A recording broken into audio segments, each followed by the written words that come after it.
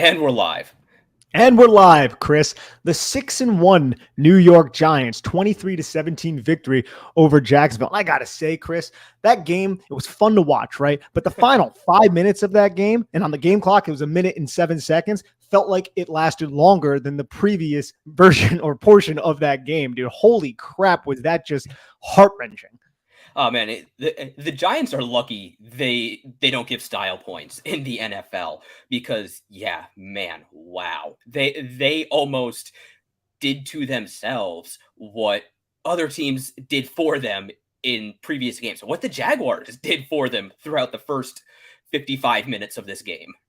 Yeah, the Jags, man, they were just shooting themselves in the foot. It felt like a Giant home game. Props to whatever Giant fans were in the crowd there because it was loud. There were a lot of dumb false start penalties by Jacksonville that New York was able to take advantage of. And I'll say this, all right, I'm not one to blame the officials or anything like that. There are calls on every single play that could be called, but that drive was extended not just because of Saquon Barkley not going out of bounds, but also because I felt like 3 penalties. One was really warranted on Adoree Jackson. And then the Dexter Lawrence roughing the passer. I know roughing the passer calls are just proliferating around the NFL right now, but it looked like Leonard Williams was kind of kept his body weight off a little bit. And then the Dane Belton on the 3rd down. I don't even know what the heck they called there. I felt like that was really ticky-tacky.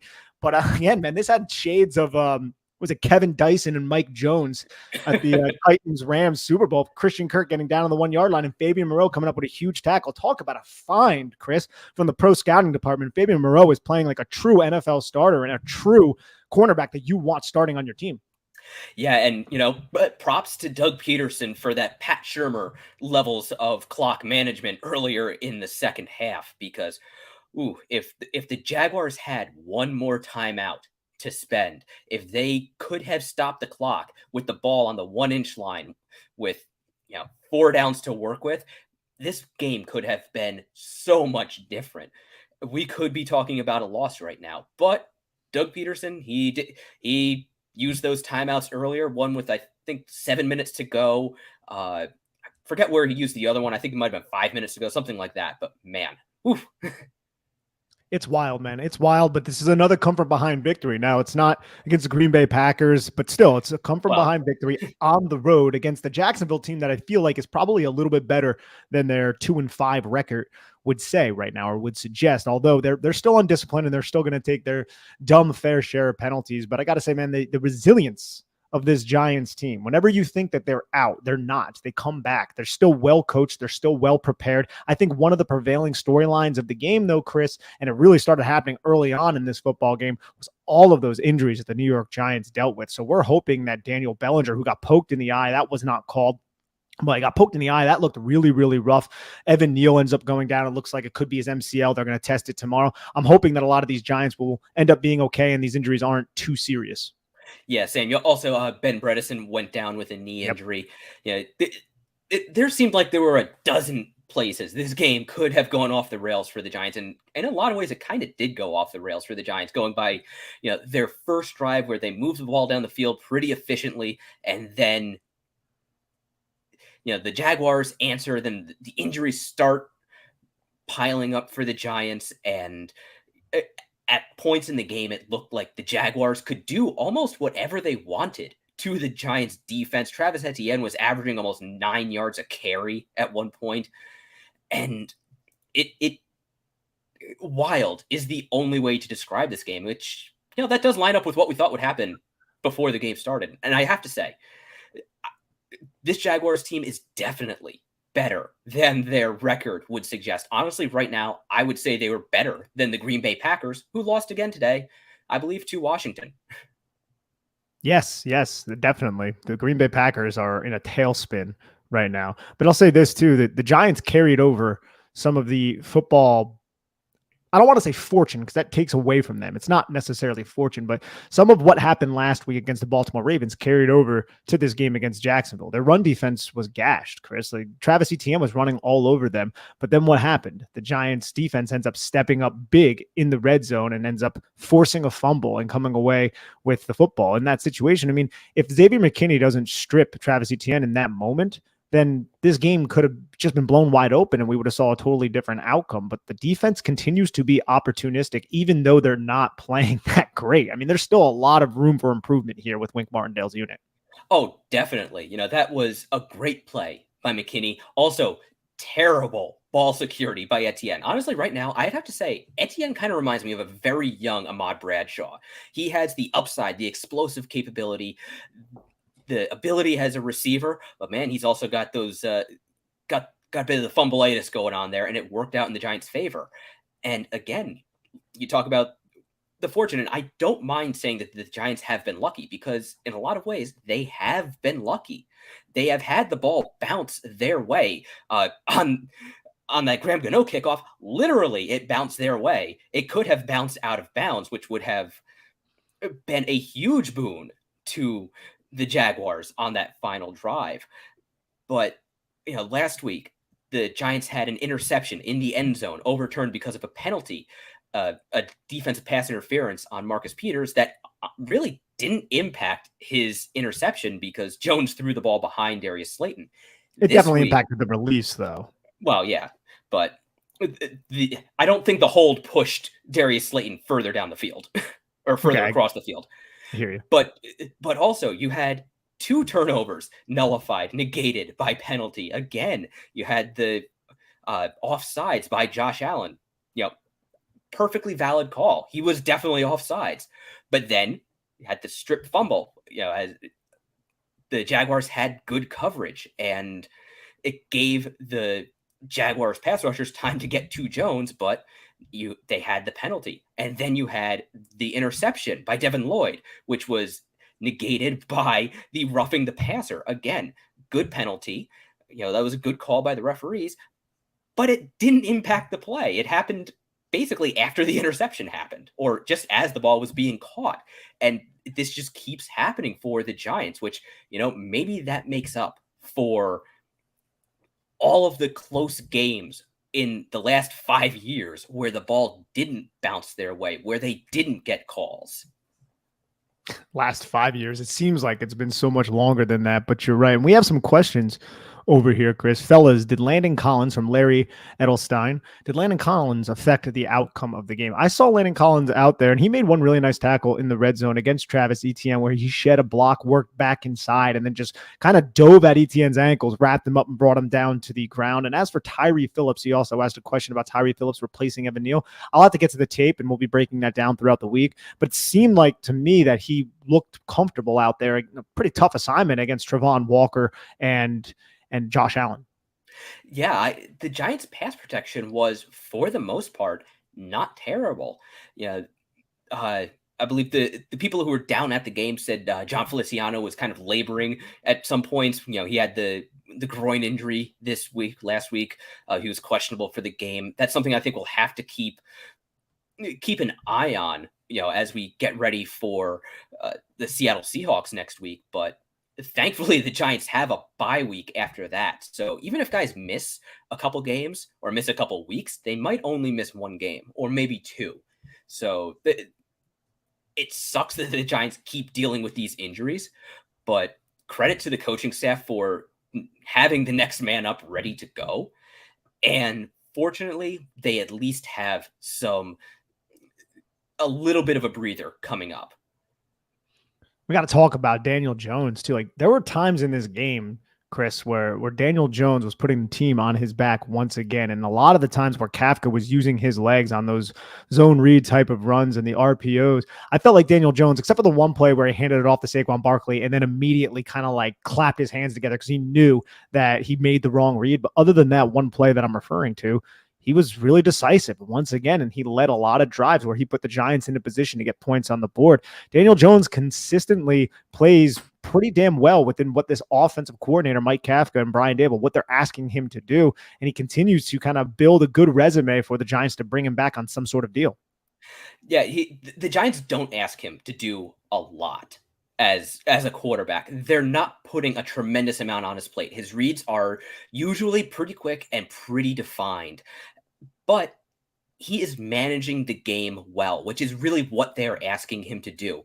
And with the entire team executing and for the most part, not hurting themselves with blown assignments or bad penalties. That's really just all the Giants need from Daniel Jones right now. Now, looking ahead to the future, I think we'll have to burn that bridge when we come to it, and really take a look at his entire body of work. And the things we don't know is what this coaching staff really wants from their offense, because they are coaching their asses off right now. But you have to believe that you know 23 points a game and 180 to 220 yards passing isn't what Brian Daboll wants. So they will look at the whole team and make their decisions, whenever they're done playing football. It's just wild to me, Chris, how this Giants team is such a second half team. And you can feel it's palpable when that momentum starts to swing in the Giants direction. And in this game, it was that 12-play, 60-yard drive by Trevor Lawrence in Jacksonville. And the Giants come up with that quarterback sneak stop on 4th down. And right then you're like, oh, okay. Is this going to really happen again? Because the score was 13-17. So it's still a 1-score game, but it seemed like a lot of things were going Jacksonville's way, even though they started taking a little bit of penalties around that time. But we were like, when is the Giants offense really going to start sparking themselves? And they didn't until really that touchdown drive, 10 plays, 79 yards, right after the turnover on downs, where it was a lot of Daniel Jones's legs just getting yards here, 24-yard run by Daniel Jones, 9-yard run by Daniel Jones. And then it was capped off by Daniel Jones, his legs. I mean, it was just like a quarterback sneak, but that seemed to be the turning point for this team. And then what happens after that? Similar to a lot of other recipes so far this season, a 3-play, 3-and-out drive by Jacksonville, where the Giants defense, who again did not play well. I think we have serious concerns about the Giants rush defense from this game. They did not play well, but when they need a big play, when they need to stop an opposing offense late in these games, they always find ways to do it. And they did. 3-and-out. Giants get the football back. Giants end up winning this football game. Yeah, they did. And the Giants came away. I don't believe they managed a sack that counted on Trevor Lawrence. Dexter Lawrence did, had some Lawrence on Lawrence violence there. Dexter did get him. He got him on the ground. Former Clemson Tiger teammates too. But one thing I did notice is at the end of games, when the Giants really absolutely need to start applying pressure on the quarterback, that's when Kayvon Thibodeau starts to really show up. That's when he really starts to beat blockers and apply pressure. He almost got another strip at the end of this game. And that I think speaks very highly of him. And that bodes very, very well for the future. It does bode very well for the future. And I'm excited about this team, man. I mean, how can you not be at this point with the New York Giants playing that the way that they are? And they have a tough game next week. They have to go all the way up to the Pacific Northwest to play Seattle. And Chris, man, it's a lot of traveling. You go to London to play Green Bay, and then you go down to Florida to play Duval, Jacksonville. Now you go back up to Jersey and then fly all the way out to Seattle. It's going to be a tough game. But in terms of this, man, they handled their business, even though it was sloppy and it was gross at times. And there's a lot of stuff to work on. When Brian Daboll says, there's still a lot to work on, he's not lying. There's a lot that this New York Giants team needs to improve, Chris. And I know you would be the first one to say that. Firstly, they need to get healthy as well. Yes. But this is another win for this football team. When a lot of people were not picking the New York Giants, I mean, Vegas is Vegas, Chris. They're gonna create their odds based on how other people are going to bet. But ESPN doesn't do that. ESPN had the Giants with like a 26% chance to win this football game, and they were wrong. Yeah, they were, although it was close. And like we said before, this Jaguars team is a lot better than their record would indicate. It's just they haven't gotten on the same page. They haven't been executing the same way that Brian Daboll has this team executing. We saw on the broadcast fans with wearing shirts with Daboll's face on them, and right now that Dabs pretty much is this team right now. He, Kafka, Martindale, they have the team bought in, and they are really coaching their asses off and just getting just enough out of this team to survive these games. The difference a year makes. If someone were to tell you after Jake Fromm took a quarterback sneak on 3rd down, backed up in his own goal line, I think it was on 2nd down too, that in 1 year you would be 6-1 after defeating Green Bay and Baltimore and then going down to Jacksonville, a feisty team, like you said, no one would believe you. And here we are, Chris. Here we are. Yeah. And I would say 6-1 with an objectively worse team. Like the Giants have street free agents starting at almost half of their positions right now. I don't know if they're objectively worse, though, just because of the injuries last year. Like, But I mean, they didn't have Daniel Jones, and Saquon Barkley's coming back from an injury. So, but like, also I wouldn't say worse. But I mean, they've got a bunch of injuries this year as well. They do, definitely. I'm not sure if Tyree Phillips at right tackle is your preferred option. It's definitely not. But also the offensive line last year, we can't shine any kind of glorious light on those guys with Wes Martin and all of those individuals. It was gross. But Chris, you have anything else on this win? Jacksonville losing to the New York Giants. I mean, it's pretty awesome, man. I don't even know like how the New York Giants are doing this so consistently. Like, I think it's just because they're so well prepared and so well coached that they can get their backs against the wall and then find a way out of it. And they also take advantage of the fact that Jacksonville was penalized like 13 times for 81 yards or something absolutely ridiculous. I just feel like this team consistently makes teams pay whenever they make mistakes. They're so opportunistic in that manner. Yeah, and I think that really is it. I think it is coaching. I think it is preparation. And as you said, other teams just keep hurting themselves, and the Giants pounce every single time. It really does seem like every time the other team makes a game-changing play. Every time the other team gets the momentum going, they do something, and the Giants are right there. It does not feel as though it should work. It doesn't feel as though it should keep working, and yet it does. We say this every week. How much longer can they keep it up? And so far, the answer is at least one more week. At least one more week, and I love it. And you got to think back to the drive that I was talking and referencing a little bit earlier. Like, Jacksonville made so many dumb defensive mistakes. They had too many men on the field. They had an offsides. They had a DPI on Darius Slayton that was called. That was a little bit soft, in my opinion. Probably not the best DPI.